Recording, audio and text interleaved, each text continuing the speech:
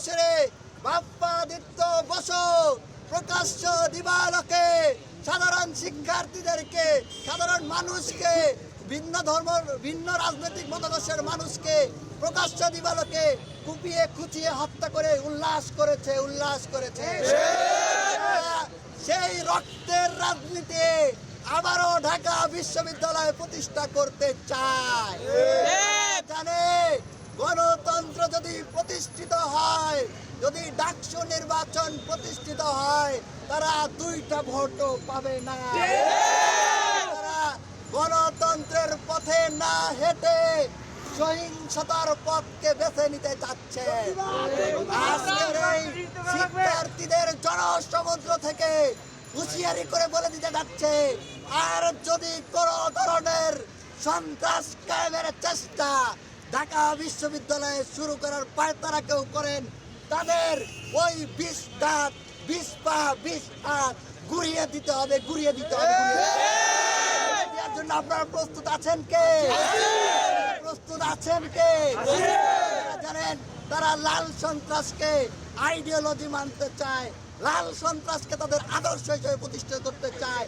সেজন্য তারা সেন্ট্রাল লাইব্রেরির ওইখানে ওই লাল সন্ত্রাস সিরাজের তারা গ্রাফিতি অঙ্কন করেছে। বলতে চাই, ক্যাম্পাসে যৌক্তিক দাবি দেওয়া হতে পারে, ক্যাম্পাসে যৌক্তিকভাবে প্রতিবাদ হতে পারে, কিন্তু শিক্ষকদের সাথে বেয়াদবি বরদাস্ত করা হবে না। আজকে আপনারা দেখতে পেয়েছেন তাদের ঔদ্ধত্য কোথায় গিয়ে পৌঁছেছে। আজকে তারা কিন্তু লাল সন্ত্রাসের ঘোষণা দিয়েছে প্রকাশ্যে।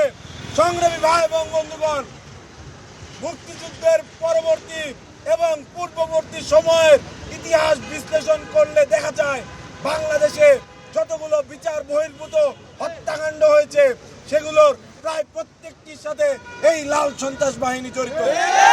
সংগ্রামী ভাই এবং বন্ধুগণ, 92 সালের ডাকসু বন্ধ হওয়ার ইতিহাস আপনাদের জানতে হবে, সেখানেও এই লাল সন্ত্রাস বাহিনীর অবদান আছে।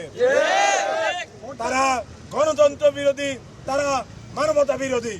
সংগ্রামী ভাই এবং বন্ধুগণ, এই শক্তিকে অতি দ্রুত সময়ের মধ্যে ঢাকা বিশ্ববিদ্যালয় থেকে নিশ্চিহ্ন করে দিতে হবে।